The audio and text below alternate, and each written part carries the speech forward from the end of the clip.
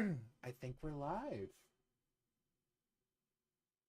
And once again, hmm You know, be telling I me you be have having issues.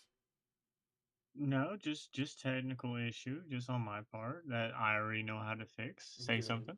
Hello. I already learned from past mistakes. All right. Welcome, everyone, to episode 9 of Tavern Talk. The Frozen Hell is this episode's title, where we will continue our story in a moment. Because I think right now we need to go over our epic affiliate that we are with the worst one, Mr. Streamlabs Ultra. Yes, we are happy to recommend to everyone, all you guys and more, Streamlabs Ultra. It's what we use for our channels. It's how we make them so different and so lively and colorful and personal to us. And a lot of content creators use Streamlabs Ultra as well, and we can't recommend it enough. And if we have, what's the word? We were shopping around for many different platforms to use, and Streamlabs Ultra just was the perfect fit, and we can't recommend it enough. And if you use our affiliate link, you'll be helping out the channel so much, and you'll be doing yourself a world of good for your future videos and content creation that you guys will make. We cannot recommend it enough. Please, like if you like us even a little bit, Mm-hmm. you want to support the channel, or Mm-hmm. if you just feeling generous, use our affiliate link and go get your subscription to Streamlight Ultra today, so you can start making videos today. And I really do. If you use our affiliate link, I really do want you to send us your first video you make with your layout and everything, so we can see everyone's different creative tastes. Yeah. I mean, also with Streamlabs Ultra, you don't just get the ability to have the freedom to decide what your stream looks like and everything, but it also gives you access to their Video Editor Pro, their Talk Studio Pro, and their Cross Clip Pro, and their Podcast Editor Pro. So any of those options, other than just streaming games or whatever you may stream through or to, it also, when you do Streamlabs Ultra, it also allows you to multi-stream to a multitude of different hubs, so you can do Twitch and YouTube, Facebook and TikTok all at the same time if you're able to. Or like me, I stream to YouTube and TikTok, and the worst one does Twitch and sometimes Instagram or Facebook. Absolutely. But without further ado, I think we're gonna get back to the story now. What do you think? Yes, yeah. I think so myself. You think so? Where did we leave off? Yeah, Um, where did we leave? so the party had just got absolutely wrecked in a combat at the Blood Hunters Keep. Val had just claimed whatever bits and bobs were left from a piece of armor and a broken gun, and then they went back to Neverwinter, where they had felled the rest of the young blood hunters that were starting to go rampage mode, essentially on the townsfolk, and Yes, they drove them out of the city. And by doing that, they basically protected the townspeople from an onslaught of recently immature werebeasts of different species and kind. I do want to point out I was mistaken. We did have a werebear, but it was like a comedic werebear because I followed the lawful good scenario for it, so it did a bunch of lawful good things, which was just really funny because like it tried to be bad, but it was like a lawful good bear, so it was really funny. yeah, But our party, with their capabilities and their ship, they took off to the skies, and the ship was fully charged, and they planar shift to the level 5 of the nine hells instantaneously. They shattered through the realms because the ship is kind of like it's kind of like a dagger. Like it'll pierce through the veil, but not very elegantly. Like it's almost like a dull knife, almost I would say. So because it's like a dull knife, it sort of like breaks through each level or each plane one at a time until it reaches the set plane that you want it to go to. So they, of course, when they shattered through the planes, they ended up from the material plane to the Shadowfell to the Astral Sea to layer 2 of the Nine Hells and then to layer 5 of the Nine Hells. So it was quite the Yeah. experience for them. They got to enjoy a multitude of crazy shenanigans while they were in mid-flight, such as psychic wind, which can cause unconsciousness and erosion of the mind. They had to deal with planar sickness, which whenever you planar travel through multiple planes in the same day, there's a chance your body could be distorted or corrupted, or just plain sick. Um, they also had to deal with the creatures that they were passing by in certain planes. So they got to the Astral Sea and they literally saw an astral dreadnought mid devouring a star, which was fun for me to tell them that. Was that fun for It you? was not. It was not. But they saw that and they all screamed and yelled to get out of there, and they activated it again, and that's when they ended up in the layer 2 of the Nine Hells and then in layer 5. And as soon as they touched down in layer 5, they were immediately hit with the realization that, oh, it's cold, like really cold. Um, and they started taking cold damage until the ship activated its force field protection. And basically, the ship said, I can keep this up for 8 hours. After 8 hours, I will lose power and I will have to land, and we will have to wait until I recharge before we can leave. So it was essentially a time crunch. Like they either needed to find a place to rest within those 8 hours, or they needed to Was do something else along those lines. So the party members all decide, all right, we're gonna find what we need to find and quick. They end up landing the ship, and they cause it to uh, essentially go into like a cloaking mode, and they stack up on all of their winter gear as much as they can, so that way they are protected from the elements.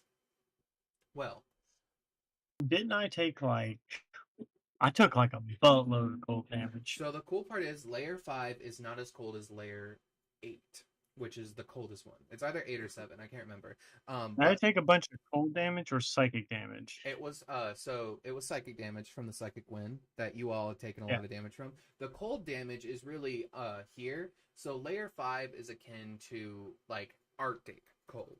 So it's not unmanageable. You guys just didn't immediately have your cold gear on, so immediately got hit with that initial frost and it felt cold. You guys would have taken cold damage if you had not stocked up on cold gear and like ways to keep warm, because the crew on your ships, basically you told the crew like, hey, guard the ship but stay inside because it's freezing.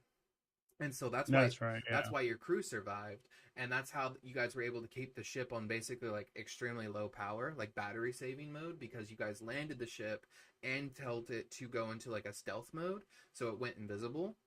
And essentially, you guys got out of the ship, you guys started walking around, and you found like an abandoned town. It was like this very small village, and it was filled with snowmen, and Oh yeah, it was actively snowing. Um, I remember. and the other cool part is every so often you guys would see this massive ray of light sort of like sweep across the ground, like sort of like a lighthouse effect. And you guys looked over, and Linestra just kept feeling something tugging at her. She was like, I don't know why, but that I just feel like I have to go there.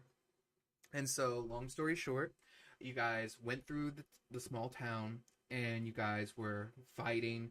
Um, Sorry, not fighting, finding um, discarded remains, bloody pools of just leftover decayed blood, frozen solid, people that had been ripped apart. And then all of a sudden, you guys step outside, and the snowman had moved, and they were now in front of another house. looking in your guys' direction, but none of them were actively moving. They just were like there already. Yeah. So you guys continued on, and you guys continued, decided, okay, there's nothing for us here. We need to head over to that lighthouse, and it's really far away. So rather than walk, let's get back into the boat or into the ship, and let's take off, and then we can do that. And so you guys were okay. As you guys started walking, you started hearing the sounds of more footsteps behind you, and you guys would turn and look, and it would just be more snow mounds, of course, like as if like it had been snowing more and more, but just snow mounds. But then I believe it Yeah, was we didn't like Tat. I believe it was Tat because she has the highest perception in the entire game. Um, she that. ended up Yeah. she clocked that there were no longer snowmen in the town, and Tat made this aware to everyone and said, "Hey, um, those snowmen are missing." And you all kind of turned around and said, "Excuse me?" And yeah, all the snowmen were gone, and you saw more of those snow mounds moving toward you all, like actively moving toward you, and you all kind of looked at each other and just said, "God," That's upsetting. and you all said, "Devil snowmen, really?" Yeah. Because that was the It first was. response, and then yes, you guys basically got attacked, but as you guys fought through these like a weird mixture of like the outside was snowman and snow like, but the inside, as you cut into them and you killed them, they would actively bleed red, and they had viscera and they had bones in them, like as if they were like human bodies or a mortal body of some sort, and you would cut into them more and more, and the fight was weirdly difficult. But you guys eventually Not weirdly. It felt like it was designed in such a way. it's almost as if like they were being healed from just being in the cold. But um as you guys fought them long and true, you guys ended up finally winning. After winning that fight, you guys basically examined the corpses and found out that they were a weird multi-hybrid of a devil and an elemental. And you guys Yeah. kind of looked around, and you did some more investigations, and you found that part of the ice plane had landed here, like it was distorted here. And this town, as you guys actually started looking at it, the structure is like ancient primordial, and Toph started looking and was like, oh, this is probably like another orc clan or like some other clan that lived in the far north where the ice plane was, Yeah. and they had just been plopped here. So a weird mixture of infernal and primordial energy collided here when it landed, and it made those weird devil snowmen. So you guys then also looked up, and almost as if like on cue, you guys started hearing thunder and lightning rolling above you. And you started seeing those weird void storms begin to proc up again, and the winds begin to pick up. And you guys were just like, all right, we gotta make it to the ship now. You guys raced across. Yes. You guys raced across I the I ice skate. remember us thinking. I remember us thinking like, what the hell are we gonna do?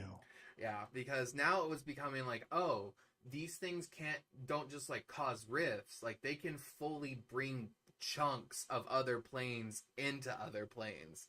Oh dear. Yeah. Kind of, so like my idea for the vortex storms were literally like Into the Storm slash Twister. It was literally like, okay, tornadoes lift and displace things all the time, but it was like, what if I did this on like a different scale where like there's two tornadoes that are happening at the same time that are connected through this void storm, and if one sucks something up into the tornado, it can shoot out of the other one essentially. That's kind of how like it worked. It was like a weird sort of like plane shift ass spell that was happening through these tornadoes, and I thought it was a really cool like spell, like magical effect thing. I thought it was really fun. But I'm sure you did. but essentially the rest of the party, you guys raced back to the ship. You guys get on the ship starts up, you begin to fly up as the storm rips through what's left of that town and completely sunders it. You guys make it out, and you begin flying toward that lighthouse. You end up flying for what seems like a couple hours because you guys don't want to move too fast, because if you go too fast, you'll use too much power, and going at just a steady rate while in the air makes it to where like you're still in low like energy usage, but you're no longer invisible. So you'd be using the same amount of energy if you were invisible, and you're just like, okay, this is what we'll do. So the ship was moving at basically, I think, 60 movement per turn if you wanted to like get like the specifics. So essentially like 120 movement per turn because you were dashing with it, to be fair. So Yeah, I don't remember. yeah, so it was like 120 feet per turn essentially, but we didn't actually have turns because they weren't in combat. So it was basically as fast as they would been able to move if they didn't have to do difficult terrain essentially. Yeah, it was basic. It was basically all ass. Yeah, haul ass, but slowly, so we don't break the gems because we still don't know how to Yeah, fix them. Um, yeah. so you guys end up making it Didn't there. one of them like almost You like guys, didn't one almost break? you guys did break one. Oh, But we'll get to no. that. But anyway, you guys eventually make it to this centralized ice structure, and it is this massive pillar of ice that stretches from the bottom of the layer all the way to the top ceiling of it. And you guys see in like the center of this like ceiling, sort of like pillar, this sort of ice pillar, spinning in it is Mm-hmm. like this like sort of like ball of light that is just slowly spinning around the ice pillar inside of it, giving off a sort of a source of light, this like radiant divine light. Because Lanestra like puts her hands up to it, and at one point you guys see like this radiant light sort of reflect off Lanestra, and you begin to see cracks begin to form against the ice pillar. But at the same moment, Val and Tat, Val with advantage, both see another ship incoming, flying toward them, and standing at the very edge of that ship is. Do you remember? Yes, Jameson. He is in his swashbuckling era. He's Yes. in his pirate era right now. He fully has the hat, he has the all the gear on, and he is looking straight at you, and he is flying not at you guys actually, but to the centralized ice pillar. And you guys are just like, because you just see him sort of like sweep past you guys in like this ship in like a fast motion in a very agile ship, and he kind of Yeah. looks at you all, gives you all a wink, and then says, "I'll be taking this if that's okay." And he begins to climb up the ice pillar with a couple of his friends, and you guys are just like, "We gotta go," because Lanestra is like, We gotta go now. "Yeah," Lanestra's like, "I'm not losing this. This is from my god. That's not happening today." And so you all engage the ship and you begin to fly over there as quickly as you can. Lanestra, at some point, she gets flyed by her. She can start flying because of her Twilight cleric abilities, and she jumps off the ship into the darkness, and you begin to see her take off into the sky. Um, You but mean T? You mean T's? No. Who? Oh, Lunestra, Linestra. yeah, she's a Twilight cleric slash paladin, so she That's had right. the That's ability to fly right. in Yeah. darkness. Um, That's right. so she takes off and she starts flying, but the issue is every I believe I have it set to where it's every 4 turns essentially. The light will be on a different direction, and the light itself is 120 feet wide. So if Linestra is anywhere within the light when it comes at her, even though it's divine light, it doesn't matter. She will fall because she will be out of darkness that round. So that was the Right. issue. So she was like, "Okay, I gotta do this. I don't know how, but I'm gonna do this." And she flies as fast as she can, and she clings on to the side of the ice pillar. Initiative is immediately rolled.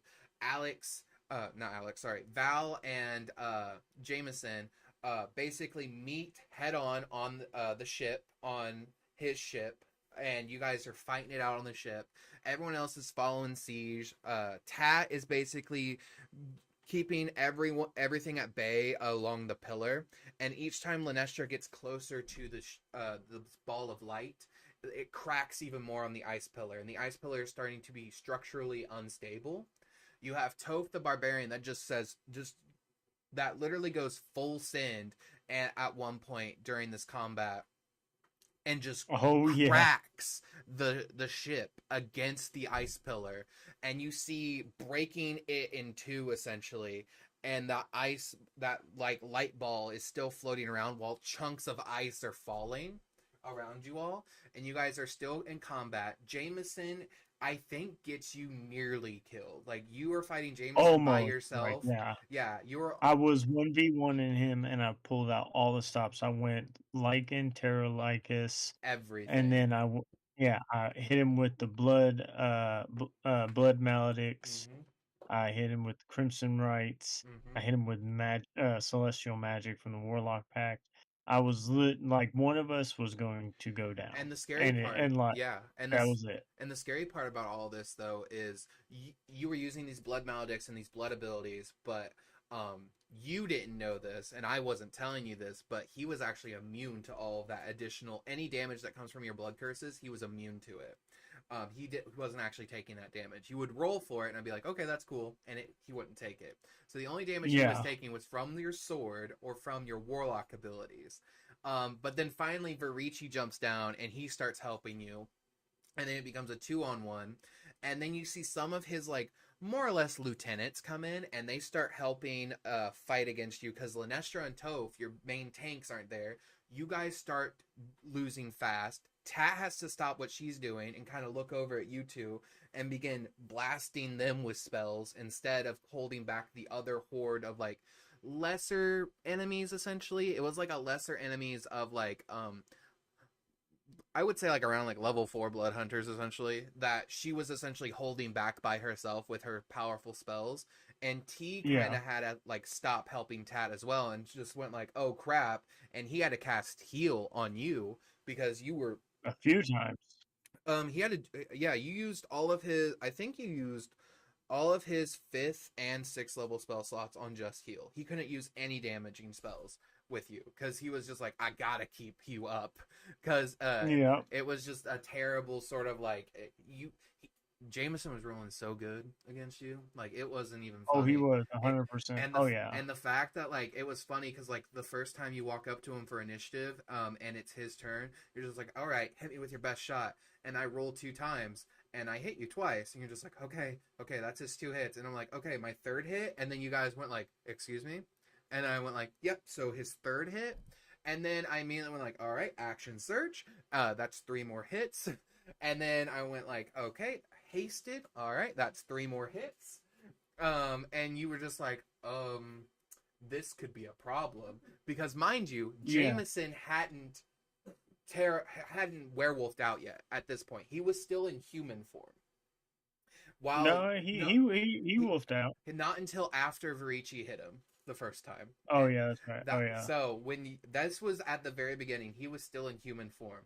Also, while this was happening, Lanestra and Toph, who were actively climbing up a shattering ice tower, were being chased and fighting that one sort of dude that was nearly untouchable, that had like the multiple selves as well as the haste and all of those like additional effects on his armor that was just making him really hard to hit, and he was basically Yeah. blurring his way up to the top, and Toph and Lanestra could not hit him. So all Toph could finally do was just fully grab him, look at Lanestra, and just say, "Go for the light." And Toph grabbed onto him with a grapple.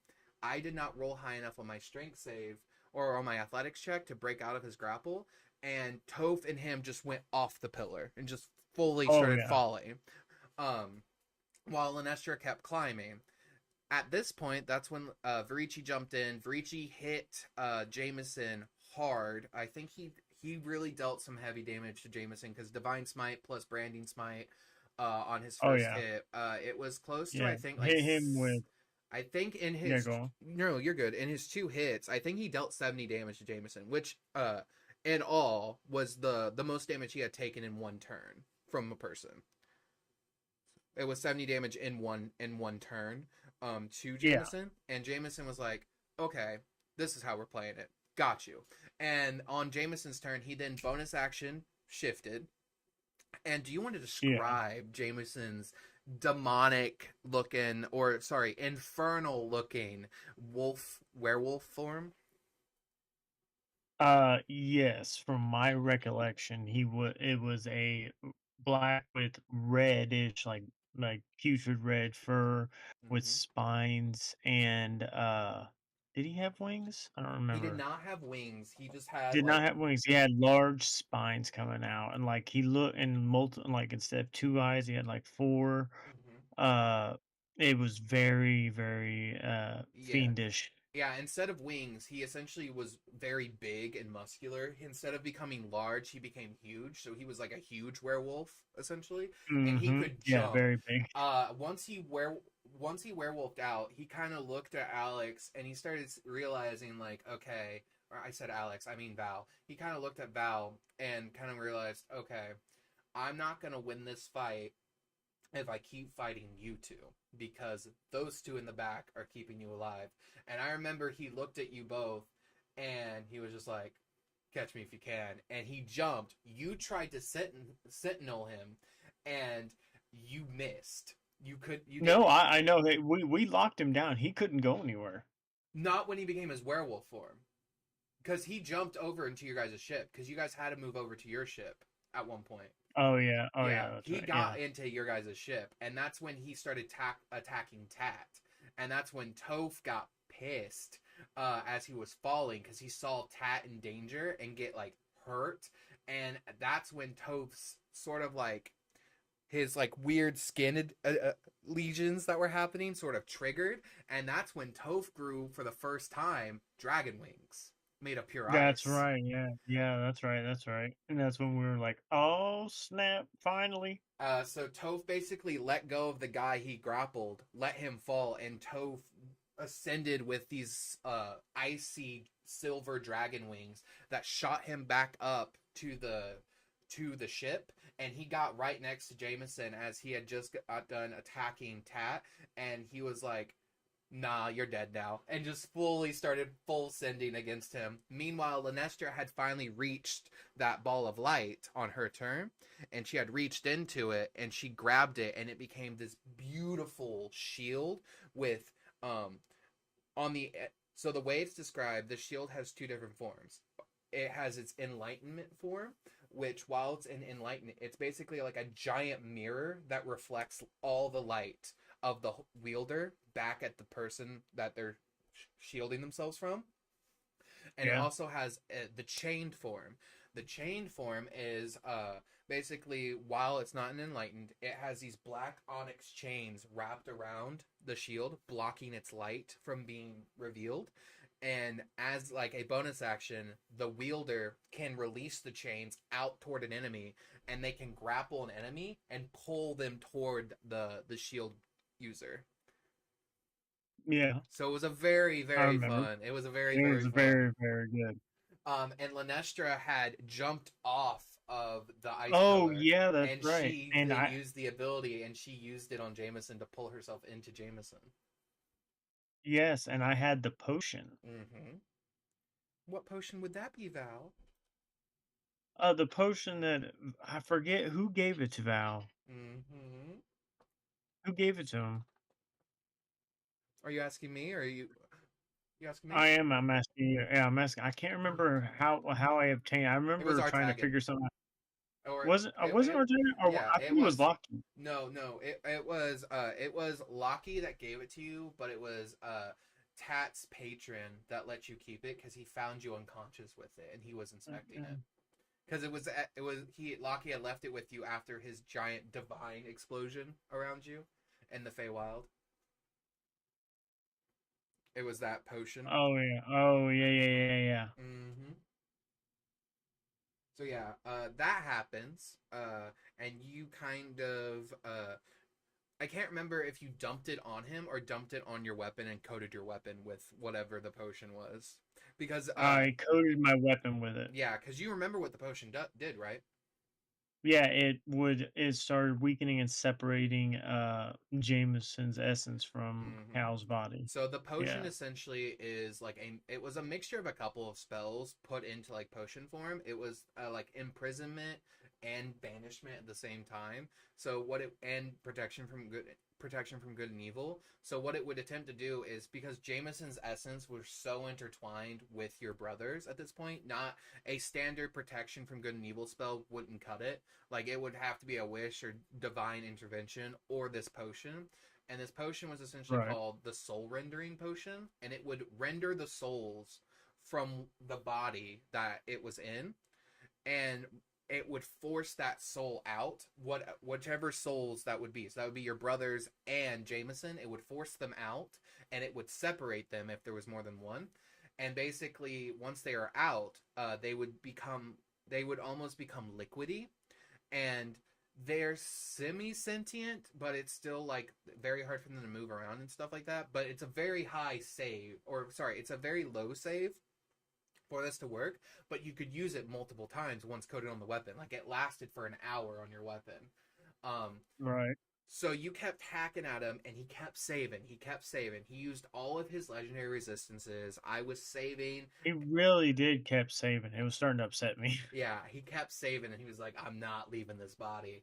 I'm taking this body with me. You're gonna have to kill me." Because that's the other thing, though. If you had killed him, using this, it would have made it to where like I don't know if you knew the other effect of this potion, but if you had killed him while using this potion, it would have made the body unable to accept another soul.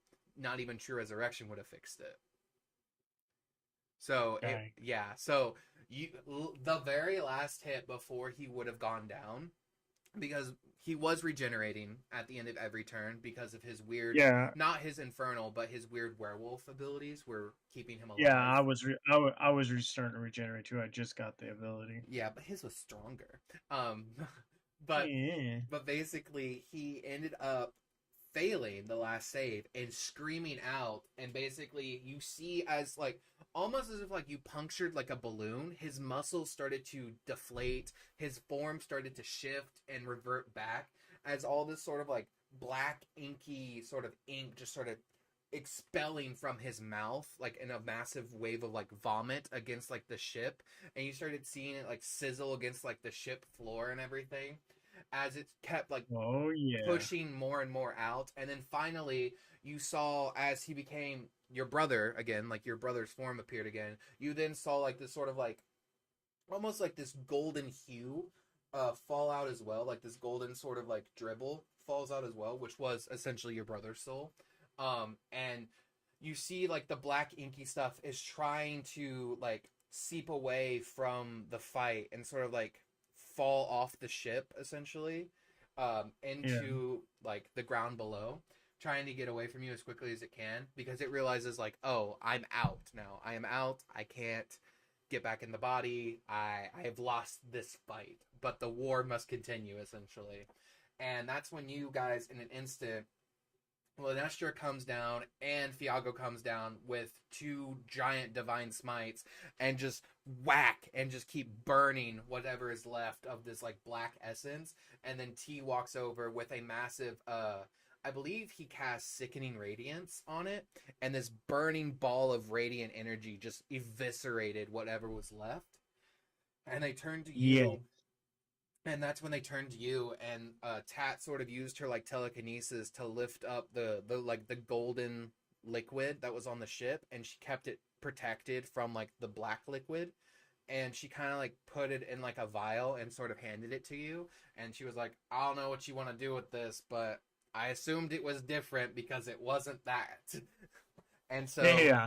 and so she gave it to It Val. was. Yeah. I think she said it. Yeah. She's like. I assume this is the good stuff since it doesn't look like the bad stuff. Yeah, and she gave it to Val, and then Val was left with a choice. But in this moment, as you were left with this choice, the guy that Toph had let fallen had started climbing up to the ship's deck and looked at you all ready to fight, but he dropped his weapon. Do you remember what happened Oh, next? yeah, the haze over him Mm-hmm. was lifted. The control that Jameson had on all the newer blood hunters now and Mm-hmm. uh was gone, Yep. and he was unsure what he was doing here. And all of a sudden, Val hears from underneath this fully plate armored person, and he hears, Val, what am I doing Yeah. here? And Val just kind of Yeah. looks at him and says, who are you? You just tried to kill Oh us. yeah, yeah. And then he took his helmet off, and it was Al, my brother, who's on the ground right now. Mhm. freed finally his husband, Mm-hmm. Nathaniel. Yep. Um, your your brother-in-law, for all intents and purposes, who was Hmm. one hell of a fighter.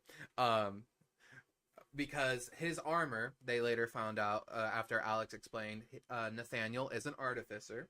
So his artificer is he's an armorer art or yeah, he's an armorer artificer. So his armor Hmm. is decked out with enchantments galore. He has on his boots were boots of speed or haste. His armor was armor of blur, and he would cast mirror image on himself, which mirror image is not a concentration spell. So a blur and mirror image alone made him basically untouchable with added It was haste. so hard to hit him. Yeah, with added haste, it's just additional AC on top of that. He was basically not able to be hit, which is The why he only way was you could so hit him was with hard. a crit. Yeah, base essentially like his AC was so high. Even with a crit though, one of his mirror images could take it though, which made it even worse.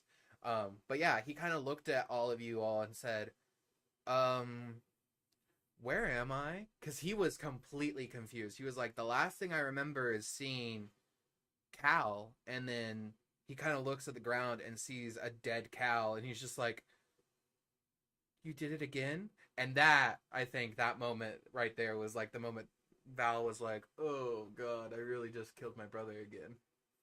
In front of, yeah, yeah. In front That of was his that husband was awful. again. Yeah, that was awful. And he kind of just looks at You you. seem to have a habit of that. He just kind of looks at you and just says, "I mean, I know this time you didn't have much of a choice, but I I, yeah, yeah, it was like a mixture of like I've grieved for this person and now seeing that they were alive again but being controlled by someone else and they just died again. I don't know how to feel in this moment. He felt empty. Like I'll just put it that way. Like he didn't react. It was more like an emptiness, which yeah, so he just couldn't figure out how to react. And then that's when you holding that vial, it was still your choice, and that's when Loki sort of like whispered in your ear, "Do it." yes. And I took the vial and I gave it to the slipping away cow, and his stillness took us all for maybe it felt like a I don't know 10 years, but Mm-hmm. it was literally 10 seconds, and then his chest started raising up and down, and he slowly opened his eyes. And the first words he said was, "You punch like a bitch, Val." Yeah, yeah. The first thing he said was talk crap, talk smack. Ain't that something? And then he immediately hugs you and says, "I knew you wouldn't forget me. I'm just happy I wasn't just another martyr." As he kind of looks at everyone, and just says, and like a weak voice, because I mean, he essentially was revivified in that moment. He's at 1 HP. He has resurrection sickness. He just kind of looks at everyone and just says, "Hi, I'm gonna go to sleep now." And that's what he says as Yeah. he kind of like And passes then he out. went, yeah, and he went into essentially a coma-like sleep.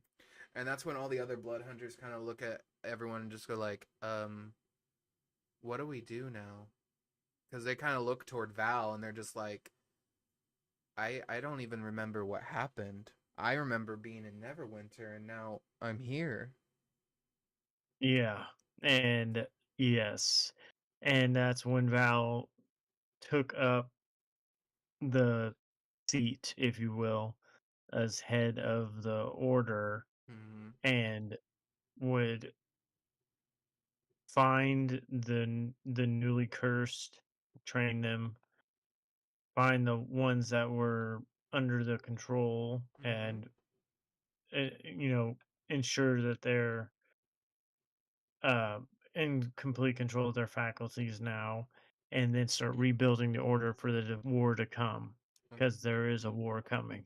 Yeah, and so after collecting everything and kind of collecting themselves, I believe Lenestra and T hopped into one ship, and they basically took both ships back to Neverwinter. You guys eventually make it back to Neverwinter. Nothing else really happens in that moment other than the fact that right before you guys leave, and everyone's in their rooms waiting, and it's just the main party. You guys are all on the deck of the ship talking, and the snow is falling gently. Everything stops completely, Oh God, I forgot about this. as if frozen in time. And you begin to hear the sounds of like bones cracking, and then a clap, an applause.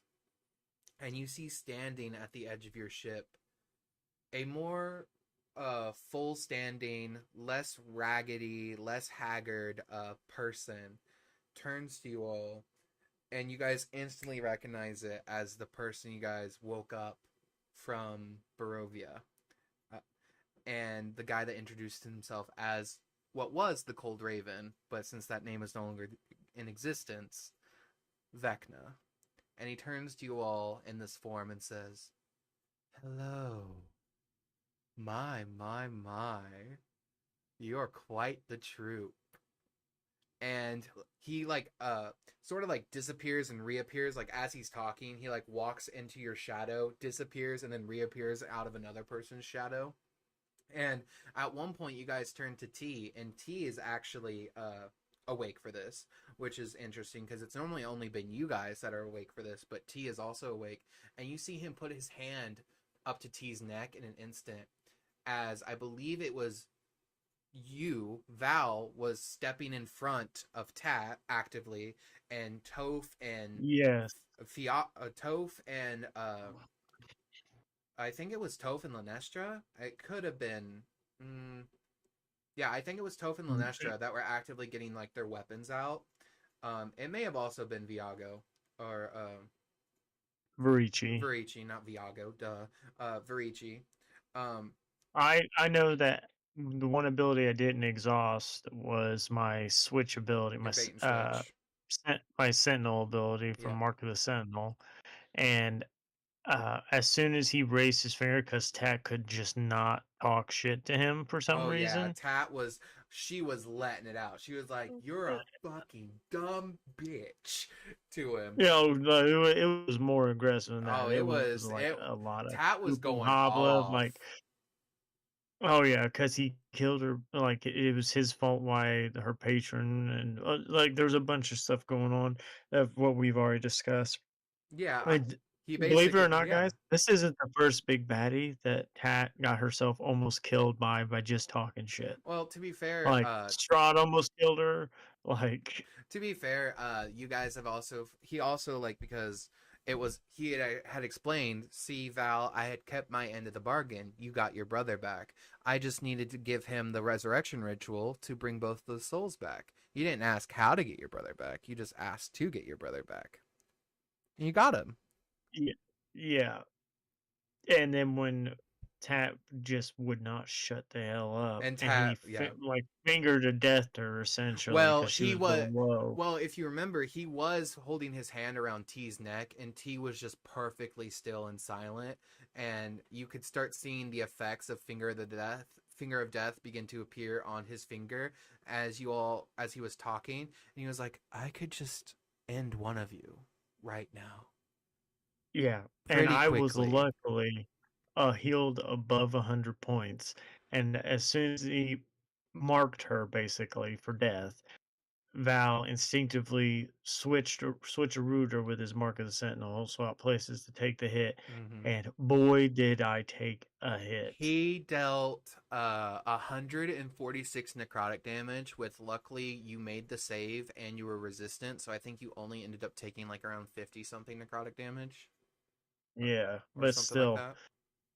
yeah, still, oh boy, So I think it was it was 160 divided by like 2, which would have been 80. So you took about 40 necrotic damage, which was still heavy to yeah because double I only had resist a it. hundred. I remember thinking like we've already seen Finger of Death once, and I was luckily at 101 hit points.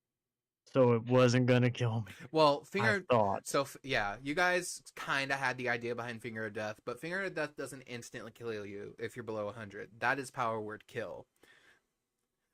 Yeah, I didn't say Yeah. well we were correct. Oh, I I just know. saying that like we saw Finger of Death once before.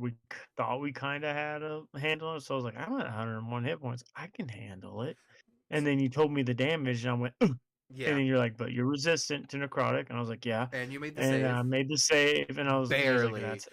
You Yeah, barely made the save. If you guys didn't have two freaking paladins with their auras, you would not have made that yeah. save. That is the Oh my only god, reason you guys, guys made I all those cannot. saving throws. I cannot describe to you how awesome it is to have multiple paladin auras going on. Yeah, to be fair, I think we did rule it wrong because just like with haste, you can't have two haste on at the same time. I don't believe you can be affected by two paladin auras at the same time. It should be whoever has the higher bonus, that's who takes over. But I allowed it. They needed it. I I, I don't know. I wasn't a I was a poor man's paladin. I allowed it because they needed it. But essentially, as stuff moved on further after this, Vecna sort of laughed and said, "You're all interesting. Keep me entertained, or don't, and stay out of my way." And he snapped his fingers, and everything went back to sort of time sped back up again, and he sort of vanished again. And you all were just kind of left there with like this sort of like impending dread that like at any point this motherfucker can just appear and just say like, "You don't get to I talk hate. today." Yeah, I hate you. Go away, and then just myrtle you. Literally, because he was like there.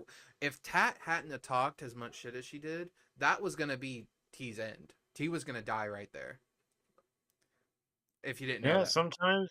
Yeah, sometimes it just works. You So know what I'm Tat saying? saved T's life, if you didn't know. So like from a player's perspective, T was going to die because I had already rolled Finger of Death's damage.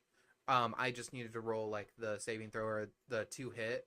I just wanted to see if I could kill T, and I had more than killed T with Finger of Death. Yeah. And Oh wow. I was going to look at you all, and he was just gonna just in the most nonchalant way as he pulled his hand away, just cut into T's neck and just a small little slit, and then you would have seen just expanding all over him, his veins darkening, his face becomes withered and old. He drops whatever he's holding and he slumps to the ground and resurrects as a zombie under Vecna's control.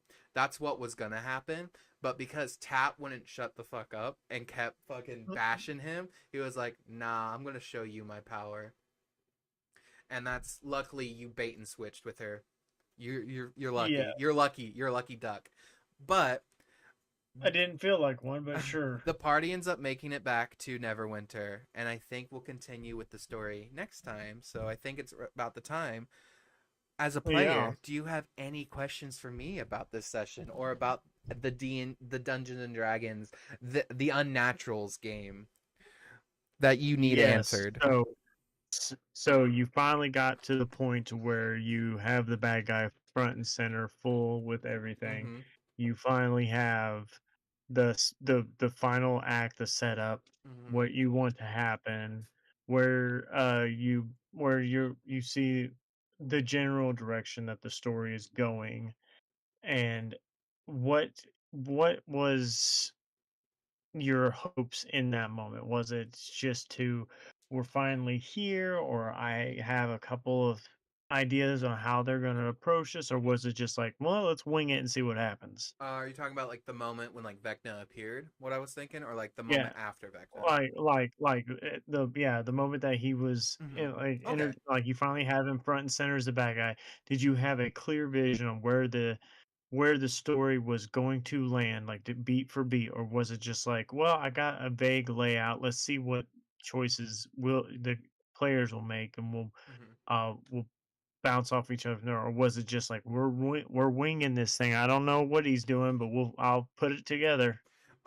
So Vecna was basically, if it wasn't obvious, he wasn't actually there, which was another scary part. Like they then found out like he was astral projecting. So Vecna was astral projecting to the nine hells Which, and could still cast all those fucking spells on top of that. which we hate. which was awesome for me. So that's what was We happening hate so there. much. Um, what I had planned for him was the fact that like I wanted you guys to feel like he was keeping eyes on you. Like I, some way somehow he knew what you guys were doing, and it was literally like right after everyone went to sleep, and it was just you guys that were awake when he spawned in. So I wanted it to be as obvious as possible without blatantly telling you like, oh, there's a traitor amongst you guys that's literally reporting to him, or at some or somehow he is keeping eyes on you. You guys are not sure Right. how. So I wanted that like uneasy tension like on the ship and like just in general, like you don't know who to trust. But also it's funny because I can tell you now, when Val had asked how to get his brother back and everything, um and Vecna said or Val had asked Vecna, help me get my brother back. Um the potion that Loki gave you, Loki would not Yeah. have found without Vecna's help. Oh, that's not good. We He don't like that at all. Yeah, Loki didn't know that this potion came from Vecna.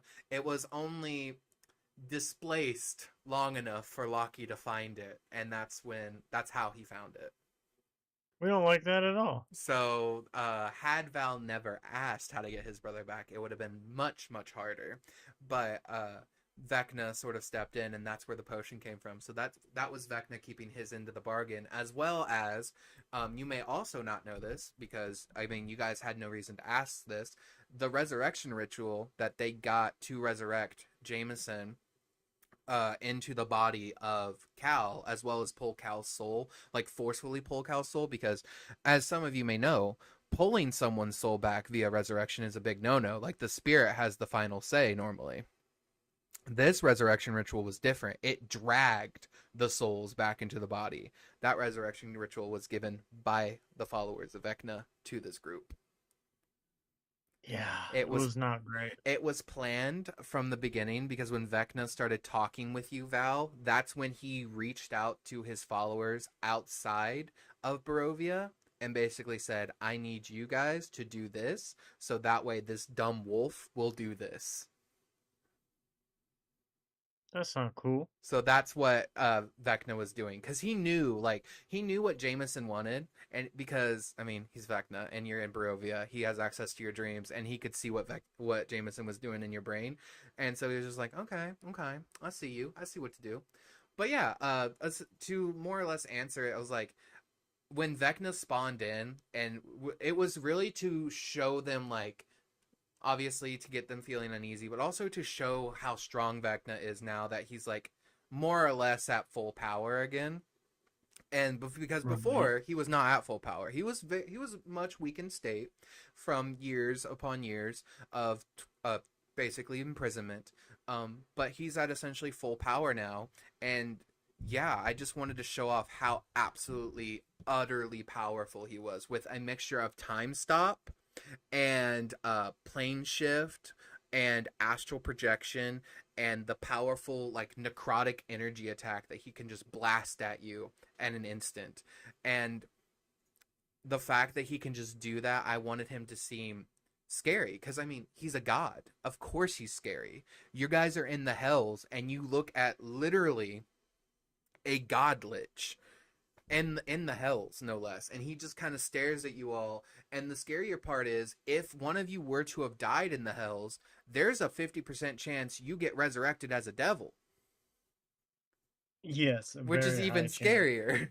Even worse. So yeah, that's essentially what happened. He kind of just he wanted to show a thing of strength, and also he wanted to see the people that his like essentially generals nearly killed, and he wanted to see how you guys were doing as well. Because he did also like when he introduced himself again on the ship, he did say, "I see my friends dealt with you very kindly," and that's when you all were Yeah. just like, "Oh, Oh, oh, that's not it's great. them." So yeah, Yeah. but yeah, We were like, oh, we didn't like that at all. did you do you have Why's that another happening? question? Yes. Okay. What I forget what happened to the other two, the leader of the Profane Soul and the leader of the Hmm. Ghost Slayer. Canonically, right now, Val Mm-hmm. is still searching for them. They are in Yes. hiding. They are fully in hiding. They have not revealed themselves to him yet. That could be something down the line that could be revealed. That could be something in my back pocket that I'm holding. But they are actively hiding from Val. Of course they are. Hmm. I figured as much. Yeah. Damn. So yeah, they exist. They are just actively hiding, and they do not want to be found out. So they have ways to conceal their blood magic and their blood curses because they are obviously the origins of those two specific subclasses and orders. So they can sort of like kind of like how Val at the beginning was taking like the silver potion to keep his werewolf abilities at bay. They can similarly do a potion similar that neutralizes their blood curses for a limited amount of time, but it's a highly addictive substance that they have to keep taking, or the withdrawals makes them go insane. Ah, Yep. that makes sense. That So makes they sense. are concealed with this. So the downfall is they can't use any of their blood magic or any of their blood curses or their profane soul abilities or ghost slayer abilities at all while on this. But that means Val can't hunt them by trying to sense other blood hunters. Right. And because they're literally human, they just smell like human. Right. So there's nothing else there either. So they're in Are hiding. are are they human? They are human. They are. They're just enhanced human. So they still get off the smell of human. They're not from another plane. They were all the original blood hunters were human at one Okay, point. I didn't know if like one was like a half elf or something like that. They're just humans. Yeah, no, they were all humans at one point or another. And the two that are still alive are still human. I will put it this way: they never died like Jameson died. Those two, they are still in their original bodies. They just never, they were the first ones affected with the Blood Hunter orders and the Blood Hunter power. It enhanced their lifespans. So as long as they don't die, because there's a difference between immortality and invulnerability.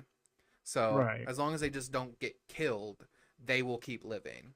But they will only Yep. smell like human while their blood hunter abilities are blocked. They are aging though. I will have you know, they are aging now because they're blocking their blood hunter abilities. So at some point they may become, a little deranged or they want their power back and they don't want to age anymore, then they'll stop it. But at this moment in time, they are actively aging and they're continuing to age from where they stopped aging when they first got their abilities. Mm. Yep. That's right, because Val's life is extended as well. Mm-hmm. Because you are now the holder of the first title of the Blood Hunter, Order of the Lycans. It That's transferred to right. you. Yeah. That's right. But Yeah. also, I will just mention, Val also got his Blood Hunter armor that Cal was wearing because Cal gave it to him because Cal's like, I don't want this That's shit. right. And he also got the Blood Razor. So now Val is dual wielding the Sword of Twilight and the Blood Razor. That's right. And yeah, and the Blood Hunter armor, it has like a it's like medium it's a medium armor with a chest plate and Think, breastplate yeah, and we based it everything off like of, I believe, half plate armor for medium yeah. armor. Yeah, and but the cool thing on the side is that it was made for blood hunters, so aesthetically I described it like where the red coat that went down, the belt buckle on the side had razors blades, like small ones on the side where my hips are, so that I could wrench my hand down to bleed in order to enact my crimson rite or blood maledict as needed. Mm-hmm. It was very much armors made for bleeding. Yeah, I mean, it was specifically made for blood hunters. Yeah. It also had a place to put your blood hunter amulet in, like it would affix onto the armor itself, so where like you only had to attune to the armor to get the effects of the amulet as well, Yeah. which Yes. was nice. But yeah, did you have a third and final question? Yes. What what I'm trying to think of how to structure my What question hurt here. you? Yeah. What I'm not counting this as a final question. what dark lore do you worship? No. My question is thus: with all these different strands of backstories that are concluding, coming to an end, Mm-hmm. interwoven with the main plot, Mm-hmm. now that you have the main plot up front and center for like it's this is the big baddie, this is what he's trying to do kind of ordeal, this is Mm-hmm. what he's done to you guys, everything leading up to this. What how did you how what was it like and how did you keep track of all the different pieces leading to this point and interweaving them with each other and to make the story feel like it's connected? Um, I take notes. All right, smart ass. But no, like I'm not trying to be rude, but like I I literally know, I know. I took notes and I had a separate notebook that I would never bring with me to my D&D sessions because I didn't want anyone to accidentally see it. It looks like the scrawlings of a crazy person, but if you look at it, it's like, are you on something? And I'm like, no, I swear.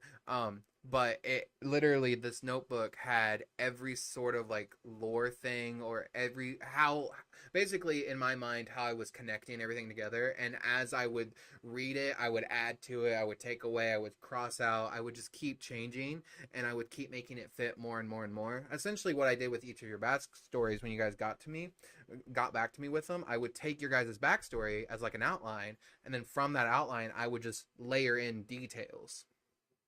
And then from Hmm. those details, I would say which ones fit for what I'm wanting to do, and then I'd be like, all right, that one doesn't anymore. That doesn't make sense. Moving on, and then I would just add either more details or take away, and that's literally all I did, and I kept doing, and it made it really easy for me to follow. But also, it helps when you're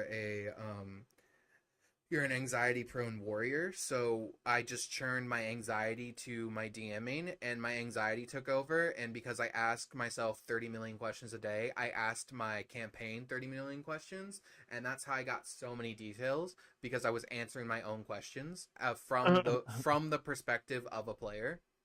Right. And that's literally how I was making the story. Because also, as a DM, depending on how you DM, there's 1,001 ways to DM, but you're never going to DM the correct way for everybody. Luckily for Right. you guys enjoy the way I DM for the most part. Um, but it's essentially Sometimes. okay. Just okay. Back off. Um, there are times when you have to think, okay, how can I do something? And a lot of times I just come down to like my thought process for things. A lot of times it's like you guys are the players, which means yes, you are heroes, but it's more than that. Whenever you think about it, you guys are literally the a bunch of sort of like fate sort of happened and you guys are now the center of everything, which to anyone else it would just be like, wow, this is a huge coincidence. But it is a coincidence, but out of game it's like, no, it's being structured this way because you are the player, and because of this is like a quote coincidence to everyone else living in that world, and maybe to your character itself, but to you it's like, no, this is being structured to you specifically because you are the hero, you are the ones meant to save the world, because this is you are the focus. Essentially, that's how I do it. So even if like you guys make characters that aren't heroes or are villains or stuff like that, the story is still structured around you all, and there's going to be a lot of things structured around you all because I want everything you guys to do to have impact over the story. I want it to be like they're these random people that fate itself just seems to rewrite around them, because it does. As the DM, I'm like, okay, they're doing this now. This happens because they did this. And I like that. I like making it to where like it makes the players feel like they're in charge of their own story and their own agency without taking or adding anything more to it, because I don't like taking away things that you guys can do. I mean, I let you dual wield Do long you? swords. I took the feat to do so. It don't matter. Yeah, it wasn't that you let me, is that you specifically said you could dual wield if you can take the feat in order for you to dual wield two long swords. And I went, okay. Don't act like you didn't think about that. I did. I was like, wouldn't it be cool to dual wield these weapons? And you're like, yeah, if you take the feat. And I Yeah. went, okay, I'll take the feat. Yeah. I mean, So you got the ability to duel long swords, as well as let's not forget the abilities that your swords possess to you, as well as your armor. You got, That's right. I mean, and then on top of this, we're leading into the arc now where Varici is gonna get um officially able to communicate with Lathander, and boy, oh boy, do Oh I love my god. Lathander. Dude, I can't like. All right, listen, So everyone has a everyone different out there way. that, well, hold on. Everyone has a different way. You are correct. Now, everyone out there that has played a tabletop RPG game, whether it be Pathfinder, Dungeons and Dragons, fucking Warhammer 40K, whatever. Everyone's got a different way of representing factions, gods, deities, elder things, goblins, ghouls, and whatnot. In our game, and I don't know why, the god, the one in charge, like of the good To gods, be like fair, the he's head not of in head of charge. them. He's not in Well, charge. It's he's the Bahamut head. and Mistra that are actually in charge. Well, Lathander is and just, yeah, he's he's just like the there. head of like, yeah. But anyway, anyone who knows D&D Faerun lore, Lathander, the Dawn Father, whatever you want to call him, he is like the god of the sun. He's like the head dude. He's like, Got a rebirth, renewal. yeah. So like he's very important, depicted like, face like a sun, armor, posing warrior. Like he's a god of the sun. Our DM and our paladin who worships Lathander decided that Lathander, the Dawn Father, Lord of the Sun, would be portrayed as a beach bro. Hey now, it was perfect, and he It was the it greatest frat. was. He was the greatest It, frat president. You could rush his fraternity oh forever. my god! And for all those that are like, for people that don't know, like our paladin Varici, he He was a made his he was a gym bro. he Like he decided that he was making a gym bro guy. So like his armor had no sleeves or like things on his his shoulders. It like he was a gym bro. he was And a check his Brodian. eye. I mean, he was a Brodian, is what he called himself. He's a bro here. He's from the Brohirrim, Yeah. and he created his own church, paladin training It church was a temple called the Smite temple Factory. called the Smite Factory, and his slogan was "Smite makes right." Yep. And also, where there's a hole, there's a way, but that's a different story. Hmm. But he, so like it was, he was very much a bro paladin. Yeah. And then so like he and the DM just said, you know what? There's a reason you're this way. It's because your god is the frat boy, is Influenced the your. bro. Oh yeah, Yeah. when they got back to Neverwinter, and we'll have those moments that happen when they communicated with their gods, but when it got to Varici and he was like, "All right, Lathander, tell me what I can do. I don't have a vestige. Everyone else does. I need to help them. We need to figure out a way because also things are going to be revealed on what they can do to deal with Vecna. That's going to be revealed via through T/Mystria. But that's going to be next session, next episode. But when I got to voice Lathander, because he was reaching out to his god for the first time in a while, because he had always said like, I pray to Lathander, I follow Lathander, blah blah blah blah blah, and I was like, yeah, um, his god Lathander. I just remember looking at the table, smiling ear to ear when I said, "Hey, bro, how can I help you?" Yeah. And Oh my everyone just went god. like, "Who is this?" And Varici's head, I just said, this is Lathander. He's like, "Hey, dude, I've been catching some sick waves over here since you turned on the water plane. How's it going?" Oh my gosh. Yeah, And it was. Varici lit up. He was just like, "Oh my god, this completes me." And I was like, "Perfect." But that'll be for next session. Yeah. How about you take us out, worst one, just like I did with your brother? Oh my god. Thank you all again, guys, for joining us for this session's Tavern Talk. And we want to, just say that we appreciate and everyone's support, all the views and the subs and everything on YouTube, getting us to where we are. we're almost about ready to reach that threshold of our goal, and it's all thanks to you guys. And please, we still want to grow more. We're trying to get to this goal point, and if we do, great things are going to happen. And it's all thanks to you guys. We can't thank you enough. And I also got to bring up like I said before, and I'll say it again, we can't recommend Streamlab Ultra Mm-hmm. enough. Please use our affiliate link and start your content creation journey using our affiliate link with Streamlabs Ultra.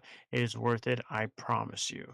But yeah, as the worst one, and I will say thank you for liking, commenting, subscribing, viewing our stuff, just interacting with us in general and everything. But as the worst one always says, Have an unnatural night, guys.